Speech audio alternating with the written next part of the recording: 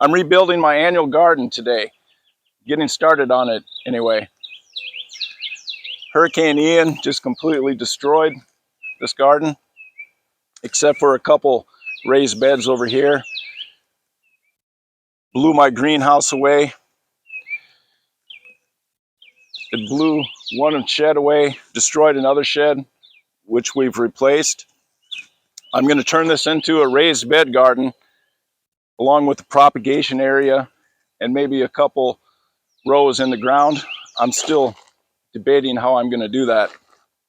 There are a couple issues with raised beds that I'm going to have to figure out, but I'll talk about that later. This is going to be phase one. Do a little cleanup, and I'm going to put tarps down everywhere. I've got this tarp here. It's been here for about 3 months. Excuse me. It's been here about 3 weeks. I want to see what it looks like underneath. And then today I'm going to put more tarps down.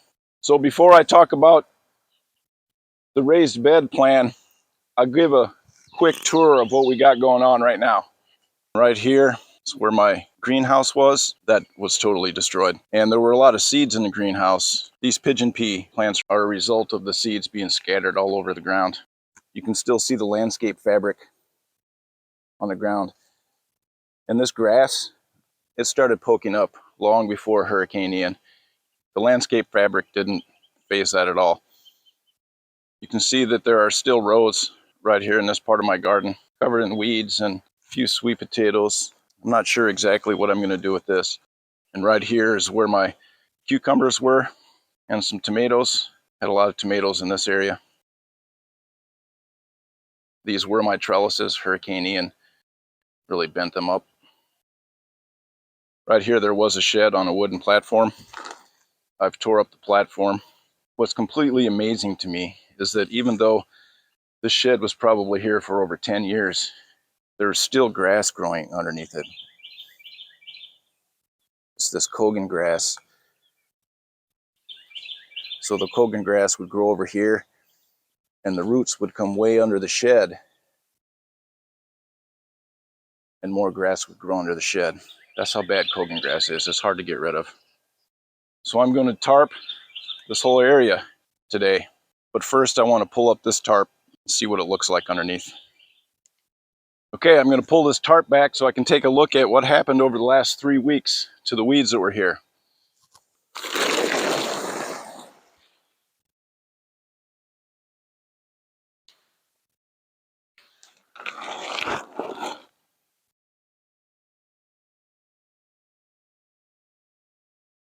That's promising. There's still some of this torpedo grass in here and some cockroaches, palmetto bugs, but it's not bad. Not bad at all. That torpedo grass is not going to be easy to kill. Maybe a few months under these tarps will do the trick. And that's a good segue into the issues with raised beds. So you can see the torpedo grass right along the edge of this raised bed here. Look how much grew in 1 year inside the raised bed. That's ridiculous. I'm going to have to take out all of the soil from there, which I was going to have to do anyway. I'm going to move this raised bed over into this spot right here. Then I'll have 4, 5, 6 more raised beds in this area, I think. I think that's what I'm going to do. This is my other raised bed. I started digging some of that grass out already, but it's growing back. So this grass grew through roughly 30 inches of soil. And the other issue with raised beds, how am I going to fill the raised bed without it costing a fortune?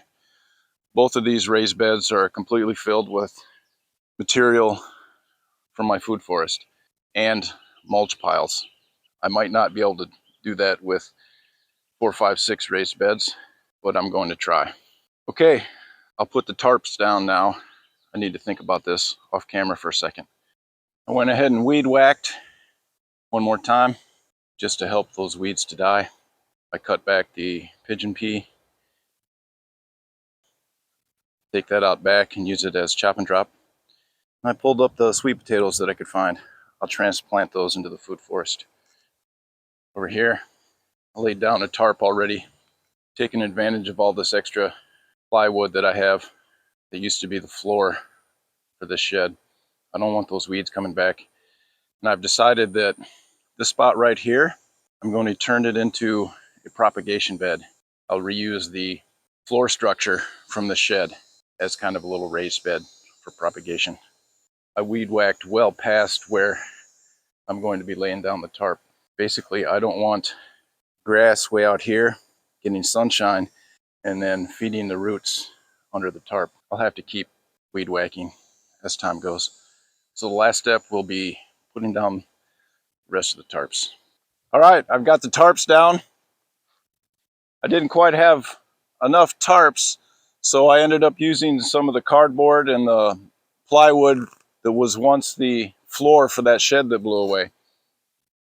I still need maybe another tarp or two because I ran out of that plywood too.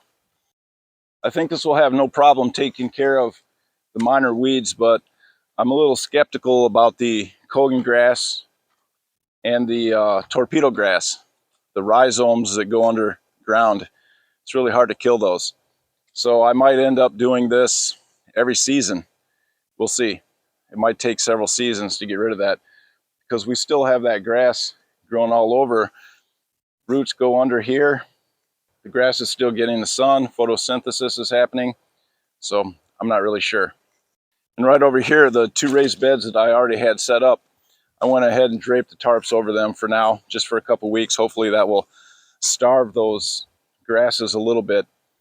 But phase 2 will be to get the soil out of these beds and start building and putting the other raised beds where I want them. I have some ideas on how to cut down on the rhizomes getting into the raised beds in the future. I'll go over that in the phase 2 video. Thanks for watching. So if this kind of video interests you, go ahead and subscribe so you can follow along in phase 2, phase 3, phase 4, phase whatever. Out.